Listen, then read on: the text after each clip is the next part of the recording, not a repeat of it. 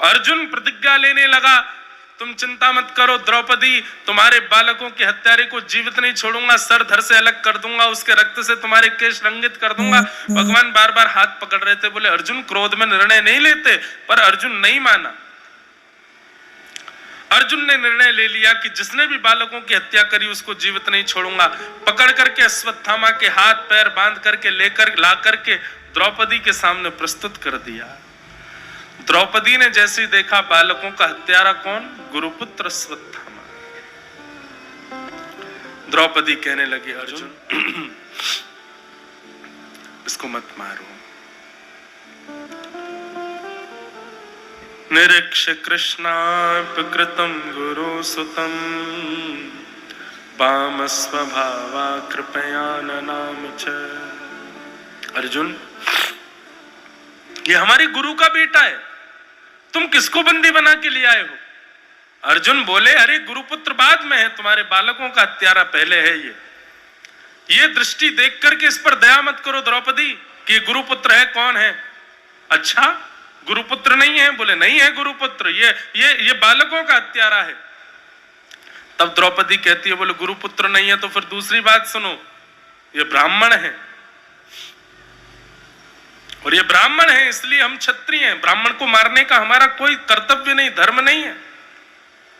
अर्जुन, ये गुरुपुत्र है इसलिए इसको मत मारो, ये ब्राह्मण है इसलिए इसको मत मारो। और तीसरा उदाहरण द्रौपदी देती हैं, ये अपनी माँ का इकलौता पुत्र है इसलिए इसको मत मारो, इसकी माँ पहले ही बेसहारा है, पति नहीं है उनके, कम से कम पुत्र के सहारे रह लेंगी, इसको मत मारो।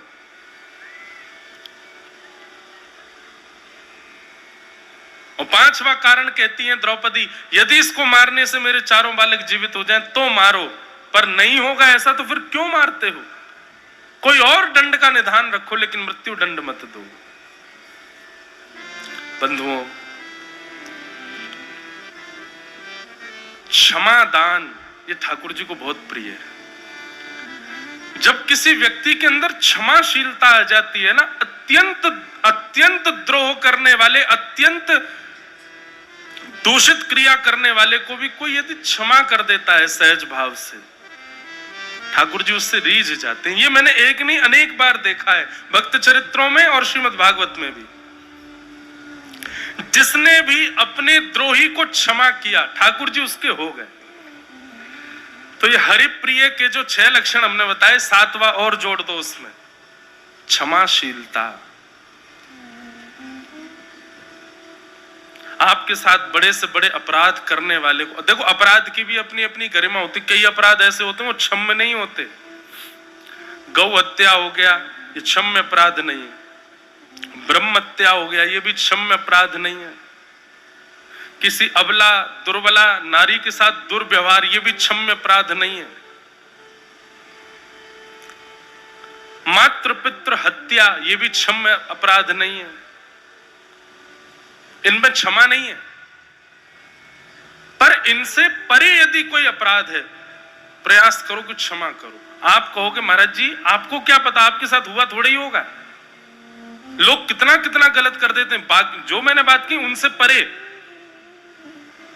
हमारे अधिकार को छीन लिया, हमारे परंपरा की जमीन हड़प ली, यों कर लिया त्यों कर लिया, सब कर लिया। परंतु एक बात आप ध्यान से सुनिएगा, सबसे बड़ा दंड यदि संसार में कोई है तो वो क्षमा ही है। सबसे बड़ा दंड है क्षमा।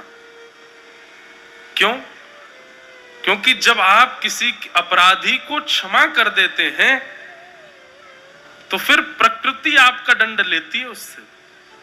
हम लोग कहते हैं ना, अरे भाई छोड़ो इसको, भगवान सब देख रहा है, छोड़ो माने क्षमा करो, ठाकुर जी देख लेंगे क्या करना। और ये बात निश्चित है, जब आप किसी को क्षमा करते हैं तो फिर ठाकुर जी देखते हैं उसको। लेकिन जब आप किए गए के साथ में कर देते हैं कुछ, तो फिर ठाकुर जी कहते हैं अब इसने कर तो लिया, अब इसको हम अलग से क्या दंड दें, अपना बदला इसने ले लिया। लेकिन जब आप किसी के द्वारा किए गए अपराध पर क्षमा कर देते हैं तो फिर आपके बदला लेने की कमान ठाकुर जी संभालते हैं। बोले तुम जाओ आनंद करो, अब हम देखते हैं हमको क्या करना है।